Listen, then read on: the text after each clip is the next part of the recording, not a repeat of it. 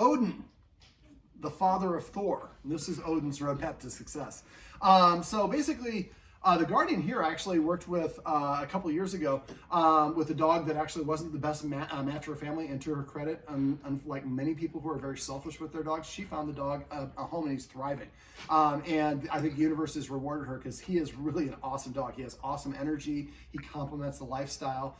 He's got a little bit of a limitation in terms of visual acuity in one eye, but you see his tongue right now. You see how it's pillowed up. That means he's got a really good workout. We just spent about a half an hour getting him going up and down the stairs and repping it. The video above, or I don't know if I'm gonna splice them together, but there would be 1 or 2 videos above that are gonna show you how to do it. But I really would like to have the Guardians practicing of it. Everybody go to the top of the stairs except for one person.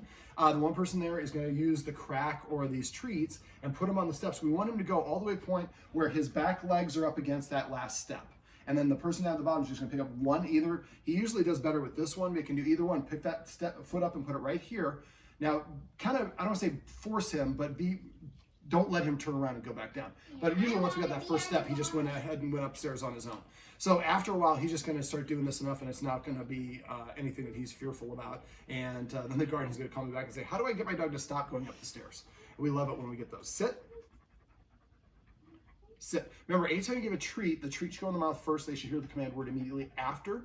I like to give the dogs a command word twice. So I first do in what I call the command stage, and then once during the reward stage. I'll show you right here.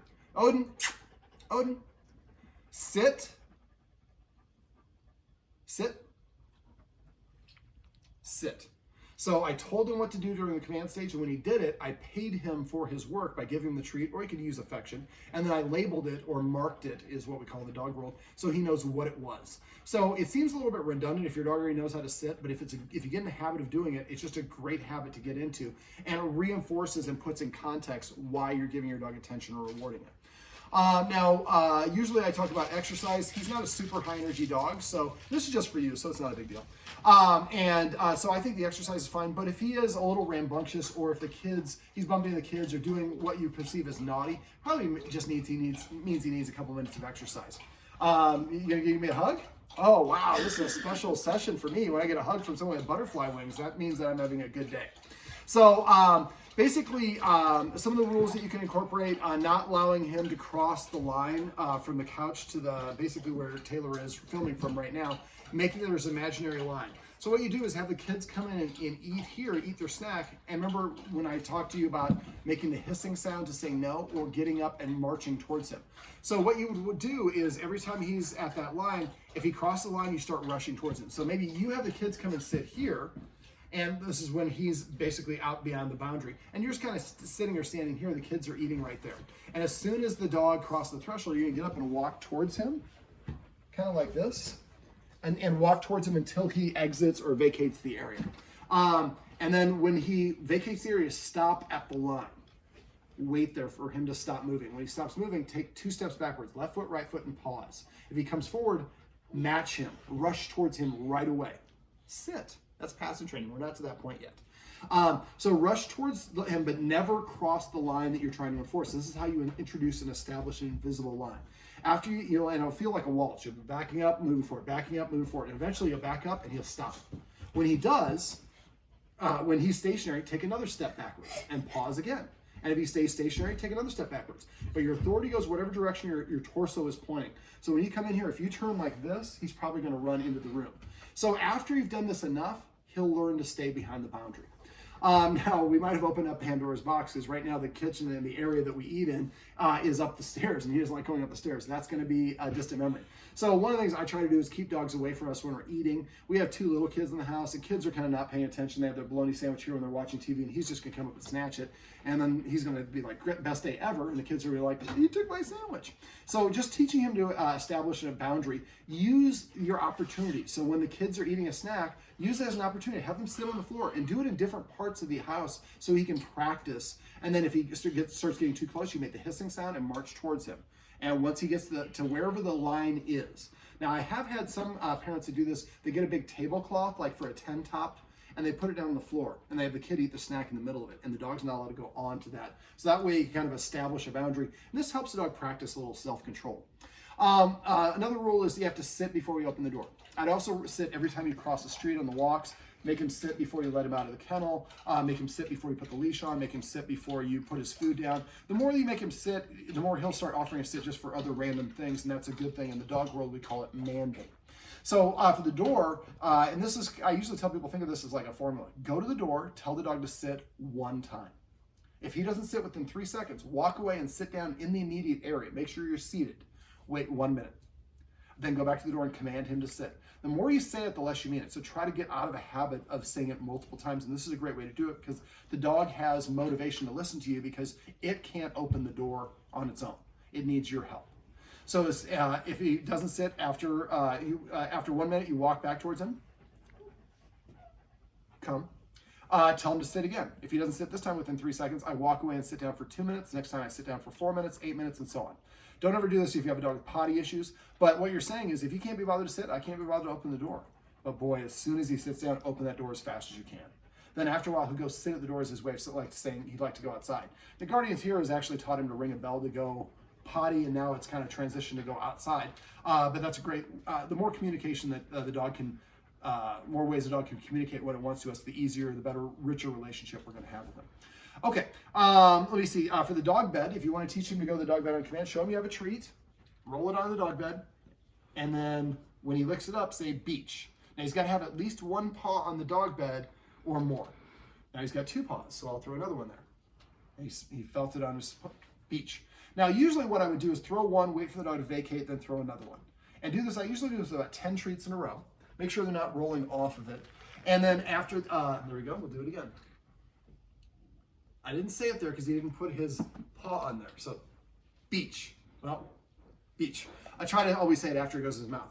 So do this for 10 times in a row. Maybe the kids can help out with this. And then after this, when he's away, leave a treat there, or leave a bully stick, or leave a toy, or something new for him. So every time I come here, good things happen.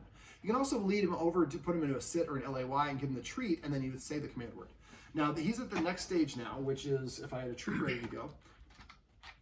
So when he's doing this, what you want to do is when he goes there on his own, what I should have done right there if I had a treat handy, beach is giving him a treat after he went there.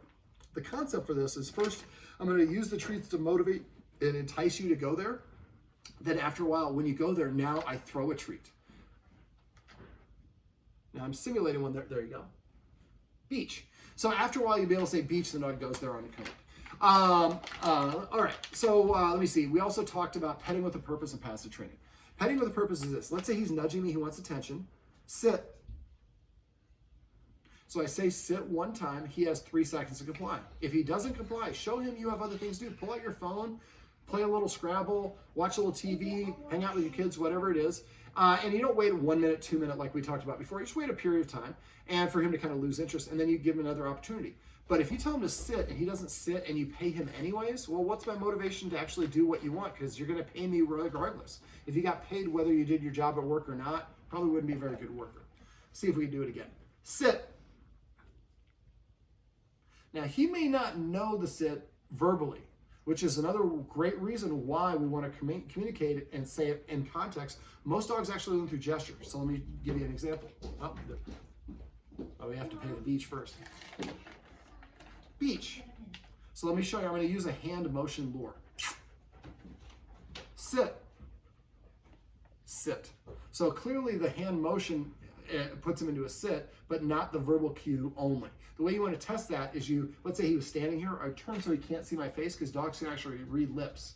Say sit, and if he sits, then he has the verbal cue. If he doesn't, he needs more practice. That's why petting with a purpose and passive training will really help with that, and saying the command word when you pay the dog for its job. So every time you tell him to sit and he sits, pet him under his chin whenever possible and say the word sit. You can pet him anywhere you want, just avoid reaching over his head. Now for him, it's probably not going to be actually as much of an issue as if for other dogs because he doesn't have as good an eyesight.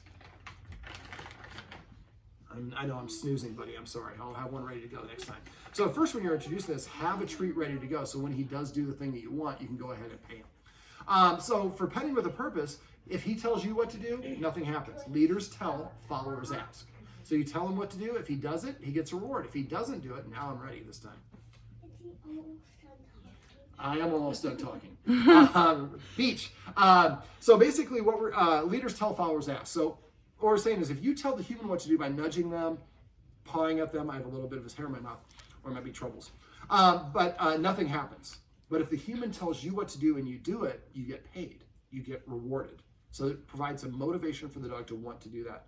After a while, the dog will start coming and sitting in front of you to prepay for the attention. When he does, make sure you reach over and pet him and say the word sit or whatever it is he's doing. Otherwise, he will go back to nudging you or the rest of that stuff. Remember to use the watchword paycheck if you suspect someone's petting without a purpose. If someone comes in and sees me petting him like this, they say paycheck, I'd stop petting him, say sit. Sit. Actually, I asked him to sit before he came in. When he opened the door, he stood up, but I continued to pet him. But thank you for reminding me, because I do pet without a purpose. I'm just pantomiming. She looked, and the guardian looked there. She's like, there's nobody there. But the idea is we won't realize how often we pet without a purpose. So the more that we reward the dog or help each other with a little watchword by saying paycheck or whatever the word is, even if you did it right, stop. It just gives you another opportunity to practice again. We also talked about passive training, which I was talking about earlier. Passive training is kind of like throwing the treats there when he goes there on his own. Look how smart a dog he is. Beach. So basically, passive training is just waiting for the dog to organically offer you the behavior on their own. Every time he comes to you, pet him and say come. Every time he sits down, pet him and say sit. Every time he lays down, pet him and say crash or chill or whatever your word is. When you feed him, right now the guardians only feed him once a day. I prefer to see him fed twice a day. Split that up so you're not overfeeding him. His weight seems fine, but we don't want that to be not an issue. And when they're puppies, just like us, when they're young, their metabolism is awesome, and later on, not quite so much. So basically, when he takes his first bite of food, come up with the name of your favorite food, or maybe your daughter's favorite food. Now, usually at this stage, it's chicken McNuggets and macaroni and cheese. Also, your youngest is also getting to the point where it's, I call it an Italian food group stage. What should eat mean? Meatball, lasagna, ziti, it's always Italian food. I love Italian food, but I don't know why little kids always gravitate towards it. So maybe you call it chimichanga or tacos or sushi. So every time for 4 months that he takes his first bite of food, you say tacos.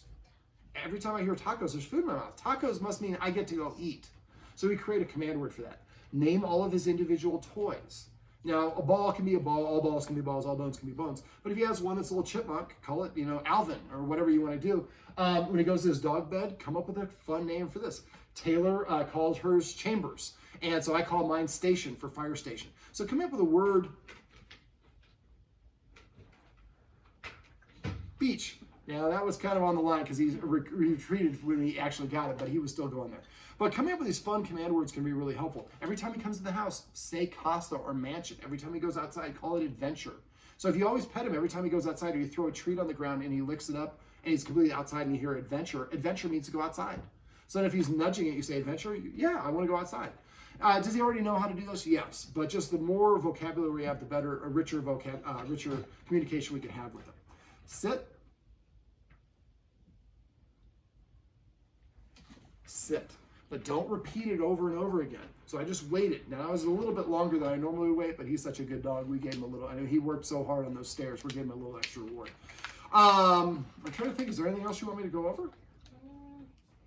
Don't really think so. We went through a touch, we call it a hand targeting exercise, but the guardian here has already taught him how to touch. And so you can try to use that a little bit as your recall if he's not listening when he's outside or he's somewhere that you don't want him to be.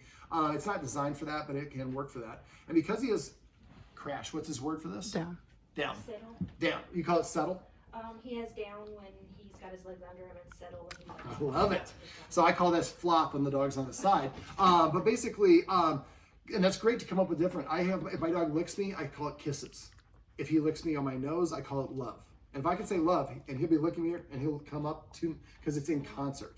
So the more that we pet him for those things that we want, the more he's going to engage in those particular behaviors. Now, because he is smart, and he's very confident, keep on doing what you're doing. The Guardian here does a great job of teaching new tricks and commands. If you go to dognoproblems.com, click on where it says dog training tips. That's where I have this write-up and all the rest of my write-ups. There's videos on how to teach your dog how to do circles and all sorts of crazy stuff. But go to YouTube as well. There's all these dog trainers that'll teach you how to do this. Just make sure it's positive only. If there's anything forceful, like what I did on the stairs, the video is about as forceful as I get. And we weren't really forcing him. We're just kind of putting him in position to do it. And you saw the benefit, the results. All right, well, now if you have any questions, please don't hesitate to call me. If I don't hear from you, I assume that means everything's going great. I don't care if it's 5 years from now. If you have questions, call me or text me. Well, this handsome fellow right here is Odin, and this is Odin's roadmap to success. Remember, everything you do trains your dog, only sometimes you mean it.